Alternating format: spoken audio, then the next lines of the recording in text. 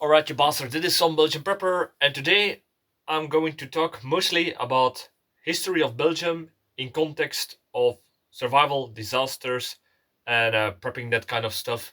So if you're also interested in Belgian history, yeah, it's going to be a long video, so I will try to keep it a little bit shorter and less detailed for the history buffs, but I also have to get through a lot of points. So excuse me if I get some things wrong or don't tell the whole story, but yeah.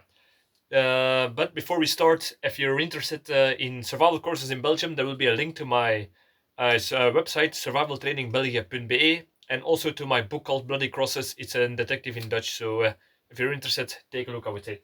So, the reason why I make this video about the history of Belgium is I hear a lot of people say that, yeah, why do you prep? What are the chances that something will happen? Well, that is the reason why I made this video. What are the chances that something will happen? A lot more than you will think if you look it through the history and not only through your own life in the last 60 to 80 years that we lived in peace here in Europe, at least. So yeah, it is an exception that we live in such a good times, so to say. But even then, things can go wrong very fast. So I'm going to go through the history of Belgium and see what kind of disasters Belgium had.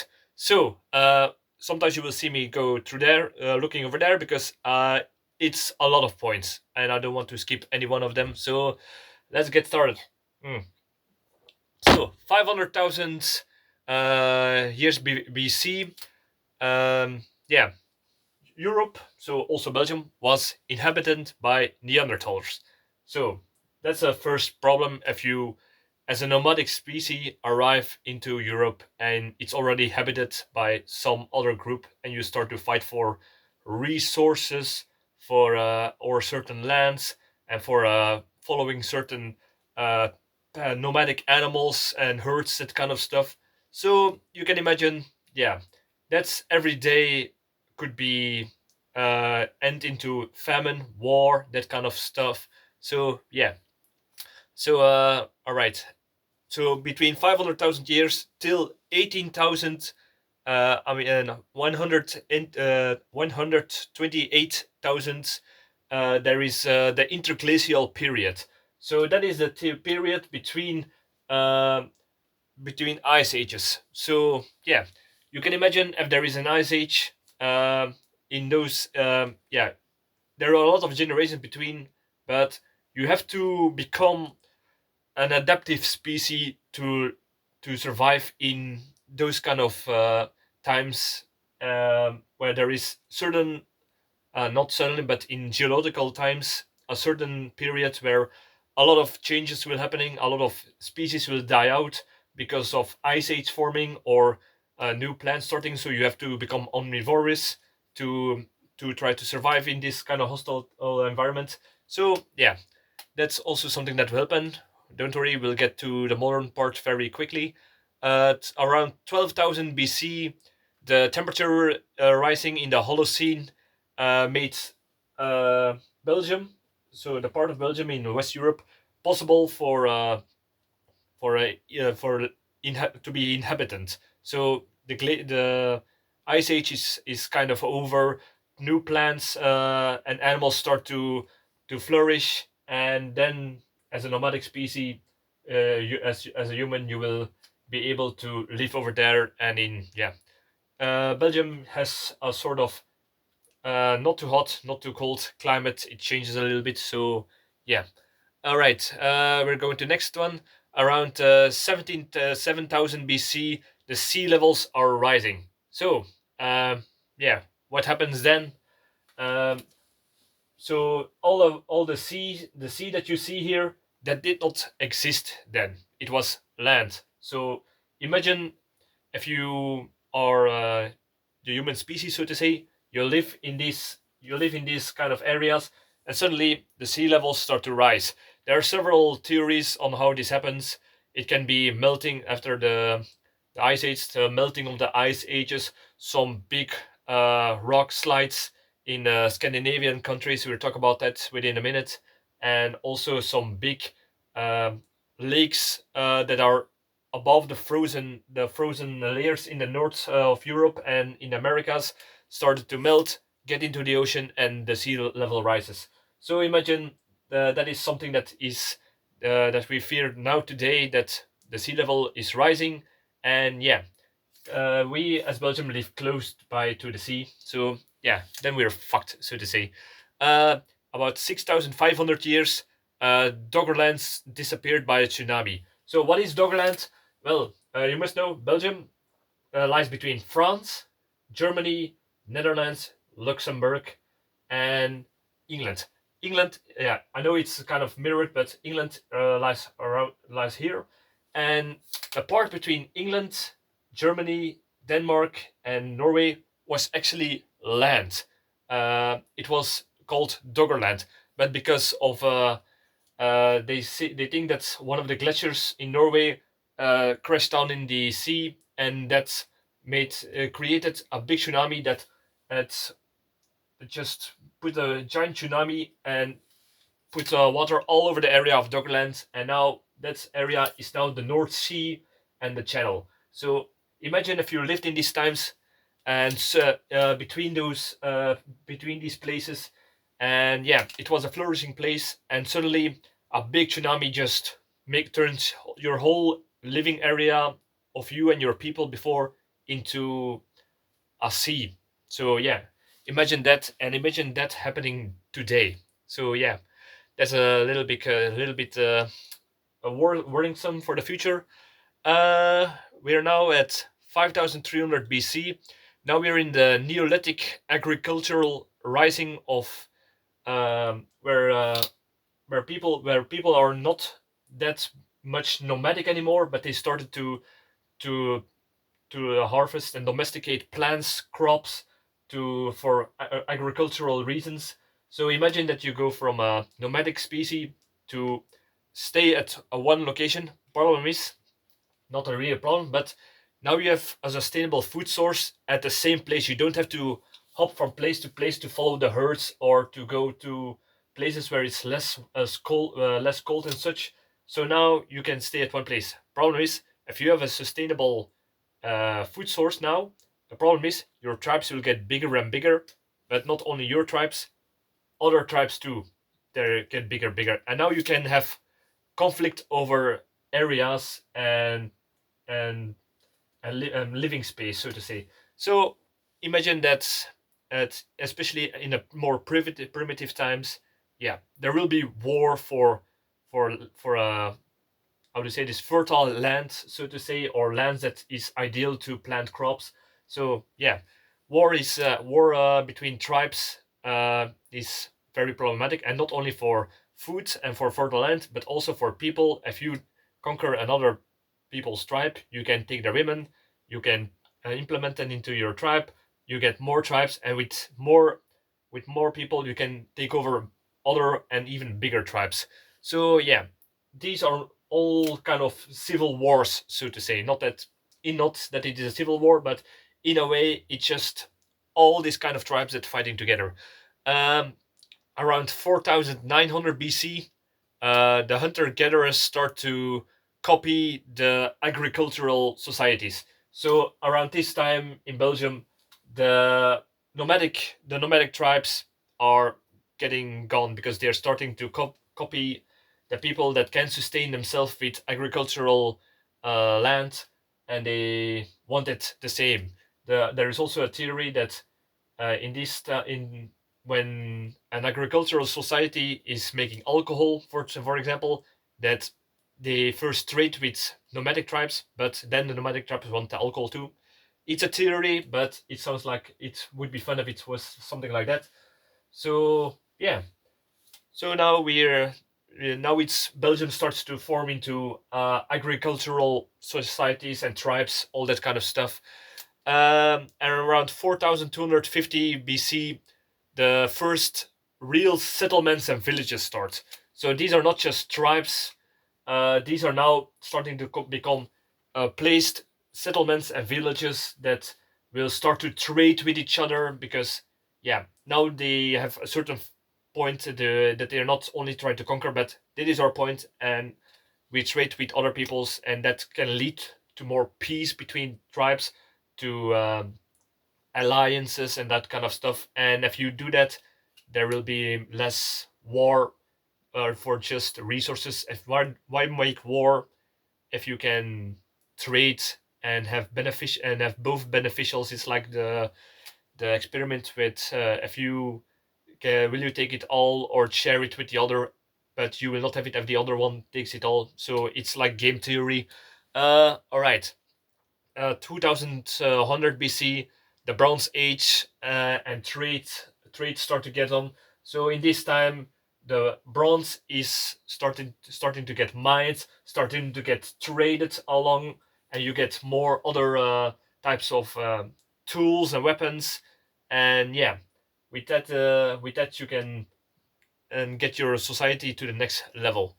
But imagine that for a lot of people, if you only have wooden spears, for example, and the other tribes have bronze spears, yeah, they will take you over. They will take you over, or they will force you to be a protectorate and that kind of stuff. So yeah, that is something that certainly would have happened in this kind of time.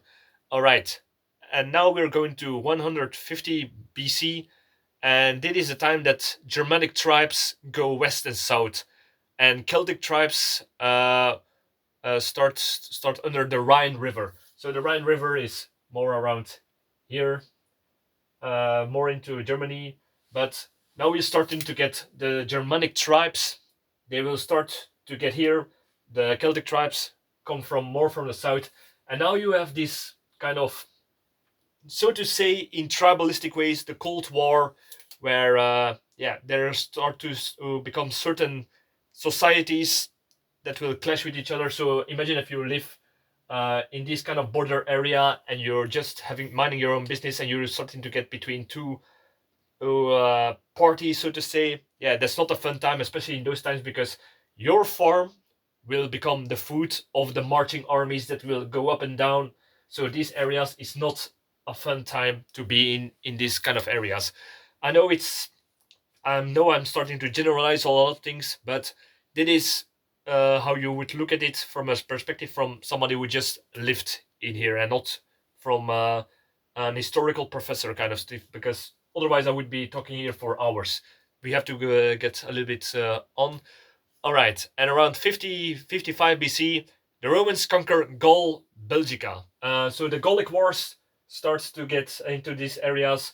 Julius Caesar starts to invade these start to invade Belgium and France and that kind of stuff, and yeah, almost everything beneath the Rhine they starts to conquer. So yeah, it's not like in the comics Asterix and Obelix that one brave uh, tribe withstand the Roman occupation.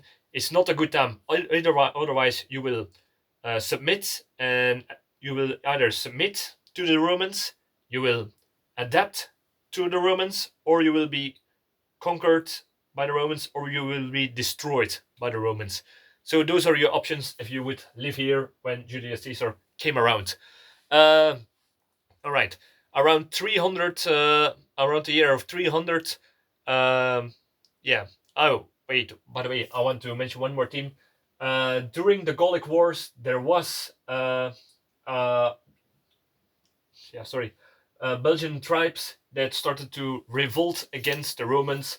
It's a whole history, but an interesting point is one of the leading men, Ambiorix, started to revolt against the Romans, and they were pushed back into Alesia, which was a fort-like area that Julius Caesar started to conquer, to besiege, and that was kind of the when they broke the siege, when the Ambiorix first no, so no, sorry, it was not Ambiorix, it was Vercingetorix started surrendered, and that was kind of almost the end of the Gallic Wars. But for Belgium, that is a big point in the history. All right, I know I'm butchering this for all you history buffs, but yeah, like I said, I need to keep it fast and I need to keep it simple, just to show you that disasters are happening throughout whole history. Around 300, after after BC. So I will now say just the year 300. Border wars between Germanics, Romans, and Franks just starting to get all over. We all know the history about the Visigoths and the other tribes that will start to now at the borders that Rome can now not help because it's expanded too big, and yeah, they started to harass the Roman borders and even start to invade Rome. So yeah, imagine if you just live your life with generation after generation, and suddenly all these tribes, it's like World War, like the World War before World War started to get all over here, and yeah, like I said, in those times they would certainly plunder your villages just to so they can have food to push back to push further their campaigns. So yeah, you're fucked in that way. All right, around 310, the first Christians started to arrive in these kind of areas. So yeah, imagine if you are what is it called these pagan these kind of pagan religions and other religions that you would have here, nature religions, whatever you have here.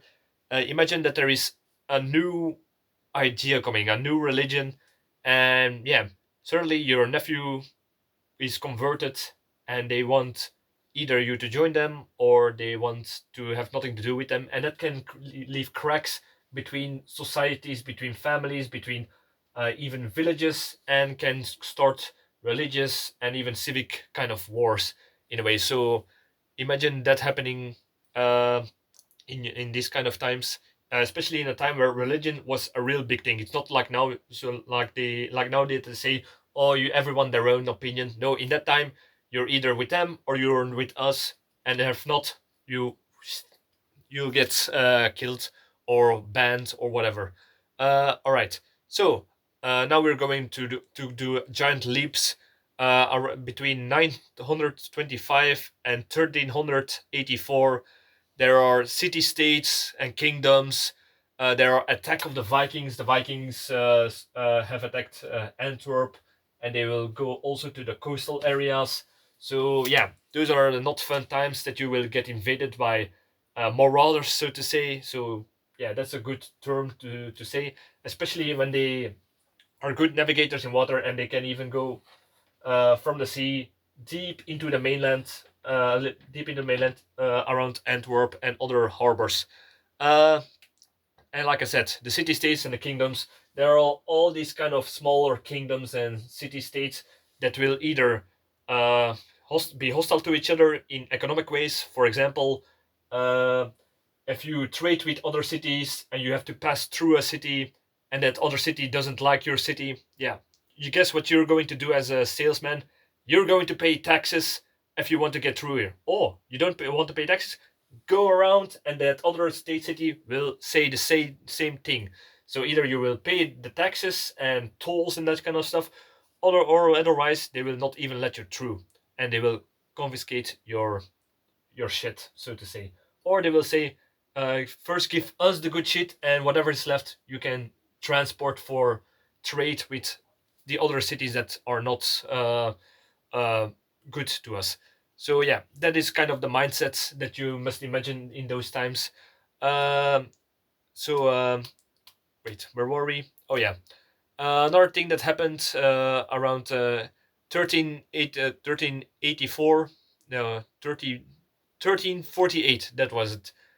You also had the Black Plague, but for some reason, uh, historians are not really sure how, but the Black Plague, the Black Death, was an epidemic that killed one third of all the Europeans, but there were certain places that were not that affected. Belgium was one of them. There were Belgium, Switzerland, and there were some two other places, but I can't remember them.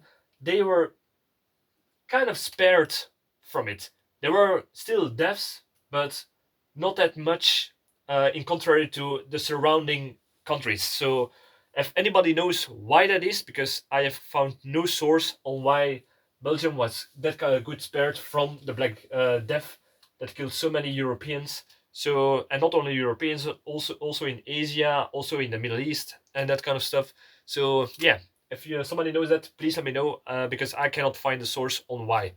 Uh, there was also there was also one of these places around Bruges and this kind of stuff.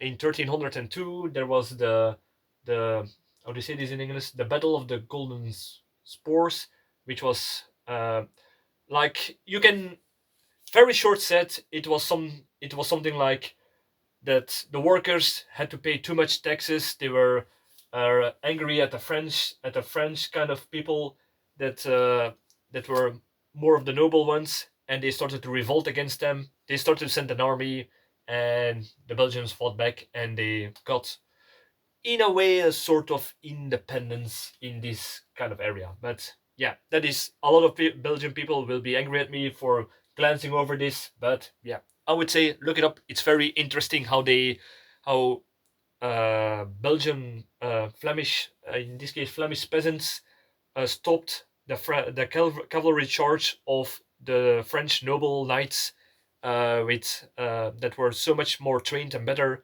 But yeah, I would say look it up. Battle of the Golden Spores. It's very interesting. Uh, we have to get through this. Right, now we're in 1384, and on between 1482. This is more of the Burgundic period. It's, yeah, kind of a good time, but still the same shit. City states, kingdoms, uh, yeah, that kind of stuff.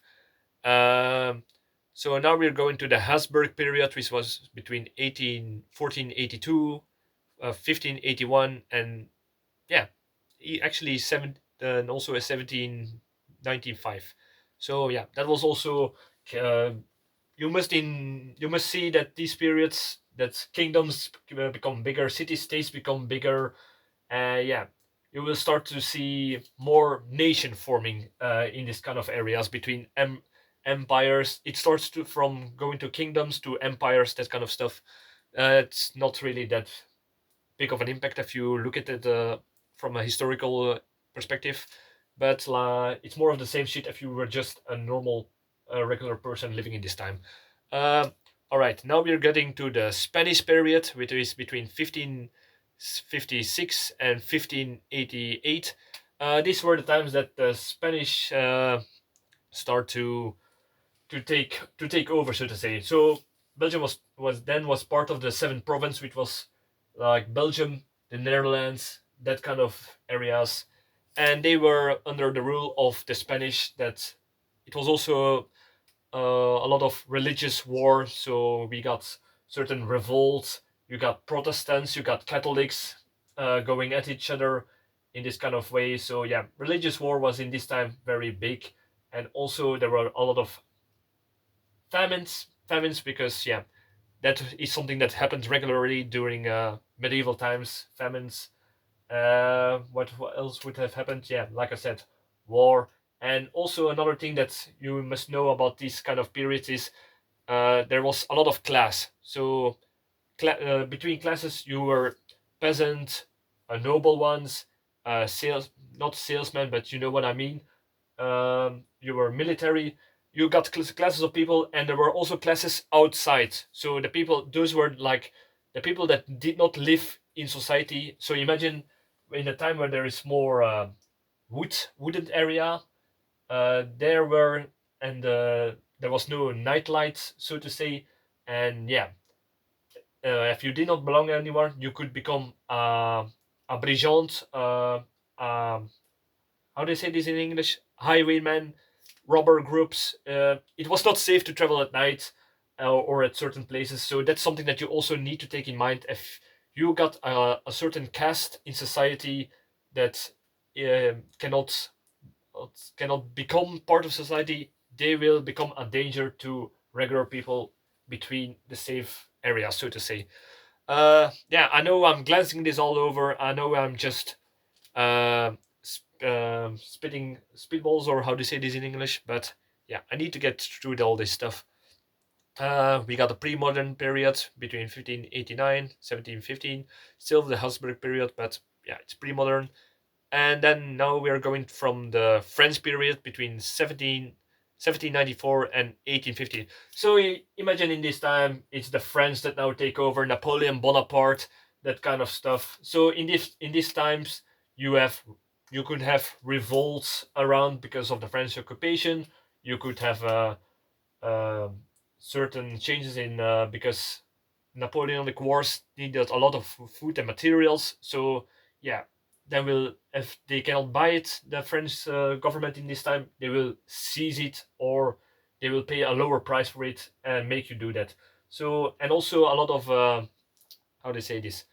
How do they say this? If you have to take if you have to go to the army by force, conscripts. You also had a lot of conscripts for the Napoleonic Wars. So this lasted till 1815, where when there was the Battle of Waterloo. Waterloo is somewhere around here, I think. Yeah, I've forgotten where it is, but yeah, it's around here somewhere. So the Battle of Waterloo, we all know Napoleon Bonaparte get defeated, and from this time, uh, in the years behind, in 1830, the Belgian Revolution starts, and there are certain groups that wanted Belgium to be independent. So you got Belgian Revolution, Industrial Revolution, that kind of stuff. So yeah, as a normal person, imagine that first of all you become a new nation. There is a lot of fighting, a lot of revolts. Um, so you have to pick sides. There is also, yeah, like I said, in this period, armies will seize what they need to further their campaign. So if you have the unlucky place to be that an army goes through your area, they might seize your foods and other stuff that they need, and force you perhaps to do certain works. Um, all right, another thing that happened is, like I said, industrial revolution. So in a time where there were a lot of farms, and suddenly the industrial revolution starts, a lot of people will be drawn to the cities, and that can lead to two things. Now you got a lot of people going to the cities, and factories can exploit people, child labor, all that kind of stuff, bribery of politicians so that they can make more capital, all that kind of stuff. While the farms perhaps get it a little bit more difficult because a lot of people go from farms to cities, less food, more people in cities, can lead to farms to famines or higher prices in for food groups and higher prices for food groups while you get paid less in the factories because other people try to survive over there. Yeah, not a really good time. There is this play called uh, Dance, which was a pastor that fought against this kind of treatment of workers in Belgium. I would say, it's a very interesting story. I would say read up on upon it. All right. Now we're going from during the Industrial Revolution. Now we're going to 1914 to 1918. What happened over there? Germany uh, wants to defeat France, but they first ask Belgium, the Belgian king, to get passage through France, through Belgium, so they can attack France over there instead going to the place where the border is between France and Germany. Belgium said no, and they said, "Fuck that, we're going to invade Belgium." So World War One, we all know what happened. In Belgium case, Germany attacks the forts around Liège, Antwerp, and with their large cannons of 420 millimeters, they crush the Belgian forts. This gives times enough that the French army can get into Belgium. The British army that had an alliance will land in Belgium and to uh, starts to try to hold up the Germans. So then there was, yeah, the British and the French were fighting around these areas, but there was the race to the sea that the Germans always tried to get around the French and the English armies, get around, and that was called the race to the sea. And the Belgium and the French and also the British held the Germans back at the west side of the country. So around these areas. This small piece was the last piece of Belgium that was free, so to say, and they did it by innovation. So innovation was that they opened up the not the dams but the dikes. They opened them up uh, every time there was a high flood, and that's put everything underwater, and that was the reason why French and Belgian forces were able to hold back the Germans that were trying to push this race to the sea. So yeah, 1914 to 1918, World War One, millions of dead people, and yeah, it ends with the defeat of Germany. So Belgium gets back to one country after it. So imagine that this side of Belgium was occupied by the Germans. Not a good time. A lot of deaths, resistance between Germans and Belgian partisans.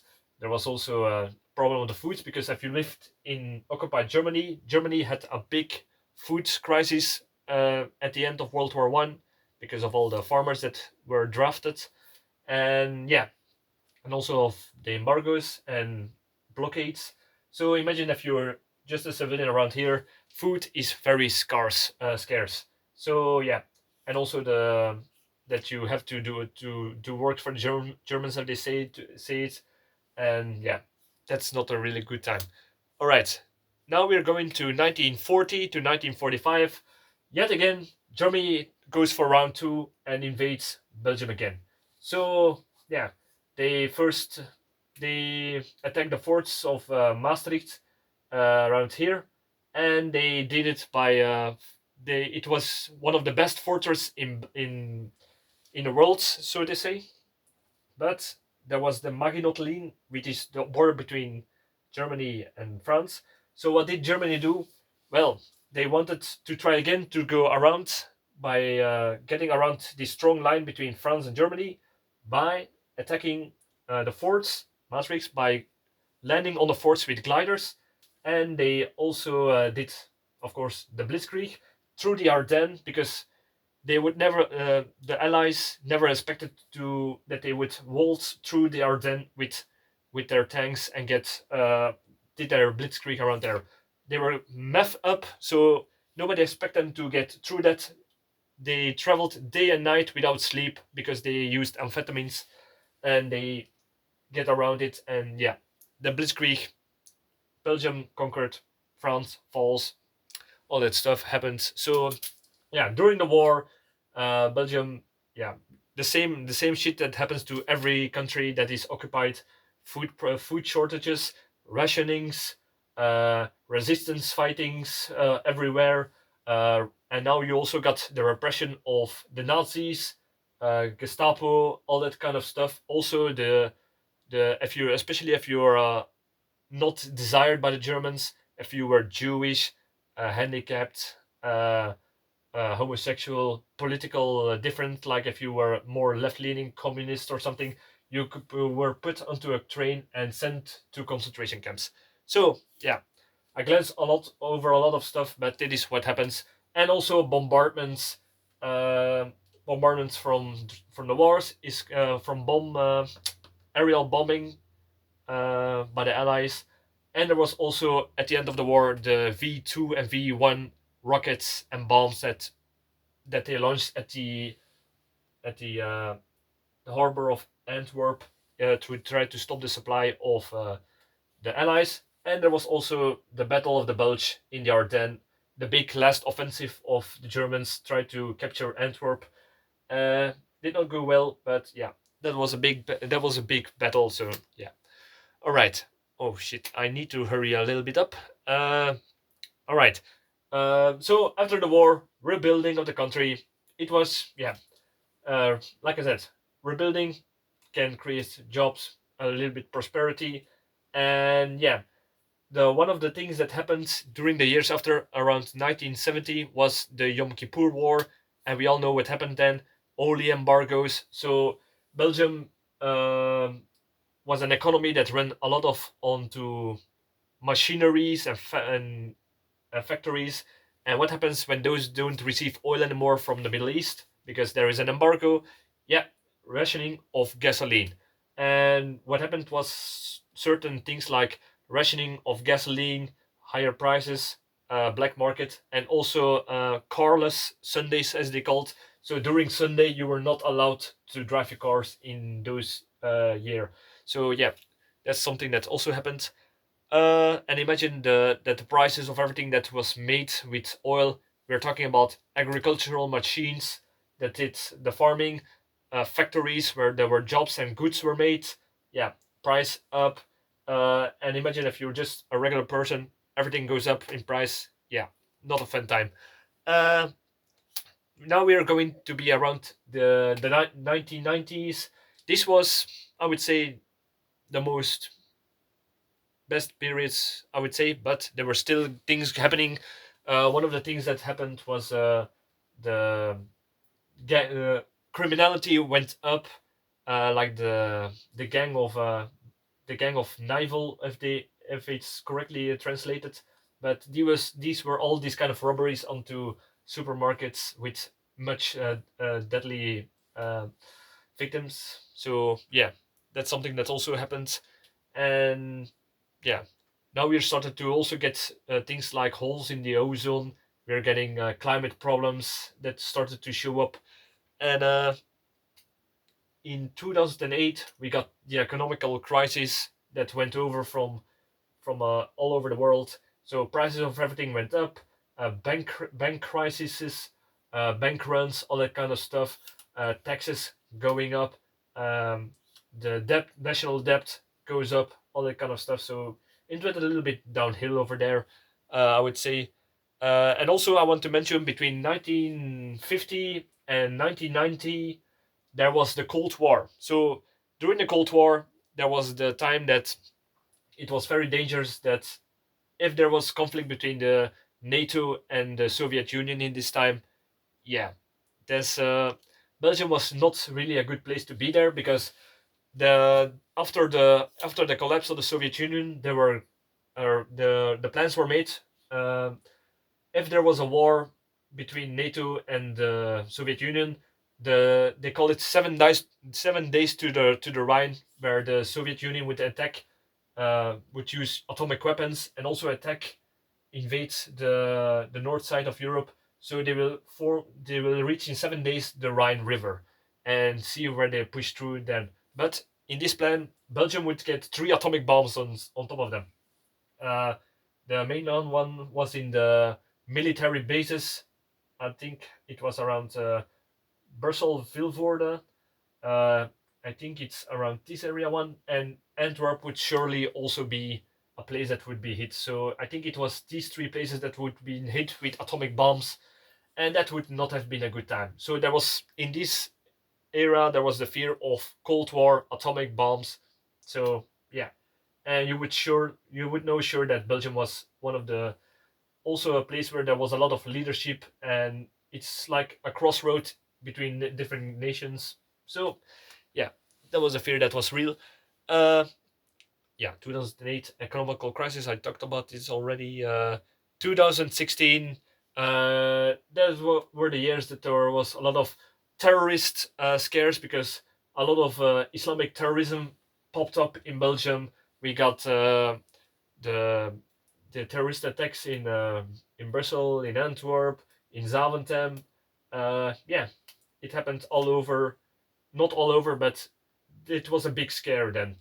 And yeah, military were patrolling the streets. I remember that. Uh, and yeah, there was also a migrant crisis because the migrant crisis tried to reach England, and a lot of migrants went through Belgium, tried to reach the sea to get a boat to go to England, or try to break into trucks and try to lift on the trucks over the channel by the ferries, that kind of stuff. So that's also something that happened. Um, and of course, between 2019 and now, there was the COVID epidemic, which put the whole country in lockdown, so to say. So yeah, also not a good time. And even now, these days, we got we're now 2025. We got the war in Ukraine, the threat of nuclear war again. We got another migrant crisis. We tried to keep on to a living standards that we were used to, but everything get more expensive. There were a lot of more people in Belgium than before. So yeah, that creates their own problems. Uh, we got economical crisis. Energy is very expensive. So yeah, if we look to the history of Belgium, uh, there is always something going on. The medieval period was a long period where there was a relative kind of the same thing, but yeah, if it's you also have to recognize that the later we go into Belgium, the more history is recorded, the more disasters will be recorded. So it's not like in the medieval time it was just glamorous. No, in the medieval time a lot of shit happened, but yeah, it was just not recorded. So yeah, the point that I want to make with this video is for all the people that say why are you preparing? What are the chances that something will happen? Look into all the history that I just talked about. Look it from the perspective of an average Joe that's living in the center of Belgium somewhere, and imagine yourself in each time period in Belgium. There was something happening that you need to be prepared for, and we only had in the last 60 years we had the luxury of being uh not being how do you say this, we have the luxury to not be have to be prepared. But all the other times in history, yeah, we had to do that, and now it's coming back again with the Ukrainian war and the tensions between America and the Soviet Union, and also with China, that kind of stuff. And the biggest problem I will see in the future in Belgium is a small country. We are 30,000 kind of square kilometers, and now we are with, I believe it's between 12 and 13 million people in this small area. I notice it too because the place where I live, it was a very rural place, but during the years that I grew up, a lot of buildings have been set, more people, and I live in a very small countryside place. But imagine in places like big cities, Antwerp, Brussels, Charleroi, all that kind of places, there are millions of people living there, and it will not go down.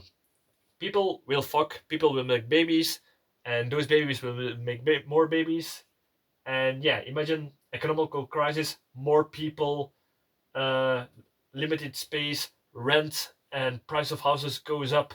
It will be impossible to pay them. And what do you do then? You put people in smaller places that is more affordable, but then people are less able to prepare their houses with talks about provisions and like gardens or animal husbandry. It's not that possible if you always have to build smaller places, and especially in the area where I live, there's more and more apartments coming in instead of houses. So yeah, I see the future a little bit bleak. Something big will happen in the future, and if we look at the past, the good times are over, and it's time to prepare for the hard times. So yeah, uh, I think I'm almost at a full capacity here with my memory card. So I'm going to quit this video. So let me know what you think about this history, and look how preparedness would be a place inside everyone's life during the whole history of Belgium. And to all the people that say, why are you preparing? Not what are the chances that will happen? Look into your history, and you will know that it's it's there will be something happening in the future, uh, even within our lifetimes. I think we all had our and I'm by the way I only talked about big disasters. Every area has their own smaller disasters, nature disasters, that kind of stuff, criminality. So that's not even talked about in this video. So imagine, look into the history of your own municipal, and you will see that a lot of more things happens than you realize that is not even mentioned in the papers or something like that. So ask your grandfather and grandma about things that happened in the past, and you will know that yeah, there's always something happening. Uh, like, subscribe, all that good stuff, and I hope this video was a little bit interesting. And if you're a history buff, I hope you did not pull out too many hairs out of your head because of my glancing over a lot of things. Yeah, so see you next time. Bye.